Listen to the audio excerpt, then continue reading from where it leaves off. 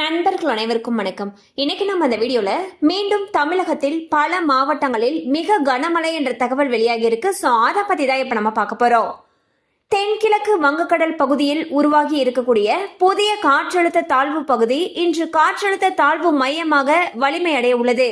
இது மேற்கு வடமேற்கு திசையில் நகர்ந்து தெற்கு வங்கக்கடலில் காற்றழுத்த தாழ்வு மண்டலமாக வலுப்பெறும் என்று அறிவிக்கப்பட்டுள்ளது. இன்று இது வலிமையடையும் நிலையில் மழை தீவிரம் அடையும் வாய்ப்புகள் அதிகம் உள்ளன.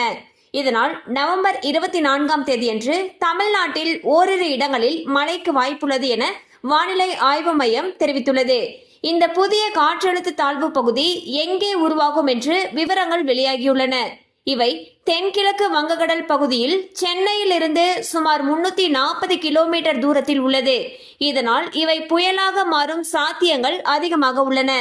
மேலும் நவம்பர் 25ஆம் தேதியன்று தென் தமிழகத்தில் அநேக இடங்களிலும் வட தமிழகத்தில் ஒரு சில இடங்களிலும் புதுவை மற்றும் காரைக்கால் பகுதிகளிலும் இடி மின்னலுடன் கூடிய லேசானது முதல் மிதமான மழை பெய்யக்கூடும்.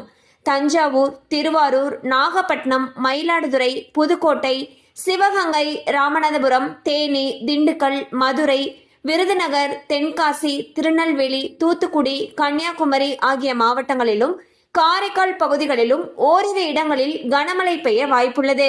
மேலும் தென் தமிழக கடலோர பகுதிகள், மன்னார் வளைகுடா மற்றும் குமரி கடல் பகுதிகளில் சூறாவளி காற்று மணிக்கு 35 முதல் 45 கிலோமீட்டர் வேகத்திலும் இடையிடையே 55 கிலோமீட்டர் வேகத்திலும் வீசக்கூடும். தெற்கு கேரள கடலோர பகுதிகளில் சூறாவளி காற்று மணிக்கு 35 முதல் 45 கிலோமீட்டர் வேகத்திலும் இடையிடையே 55 கிலோமீட்டர் வேகத்திலும் வீசக்கூடும். இதன் காரணமாக குறிப்பிட்ட நாட்களில் மீனவர்கள் இந்த பகுதிகளுக்கு செல்ல வேண்டாம் என்று அறிவுறுத்தப்படுகிறார்கள். மேலும் கனமழை அதிகமாக பெய்யக்கூடிய பகுதிகளில் பள்ளி கல்லூரிகளுக்கு விடுமுறை விடப்படலாம் எனவும் எதிர்பார்க்கப்படுகிறது. சோ பாத்தீங்கன்னா தமிழகத்தை பொறுத்த வரைக்கும் அடுத்த சில நாட்களுக்கு பல மாவட்டங்கள்ல கனமழைக்கு வாய்ப்பு இருப்பதாக வானிலை ஆய்வு மையம் அறிவிச்சிருக்காங்க. கண்டிப்பா அந்த அப்டேட் உங்களுக்கு பயனுள்ளதா இருந்திருக்கும் நம்புறோம். மேலும் இது போல அப்டேட்ஸ் உங்களை உடனே ரீச் ஆகணும்னு நினைச்சீங்கன்னா நம்ம சேனலோடு தொடர்ந்து இணைந்திருங்கள். தேங்க்யூ ஃபார் வாட்சிங்.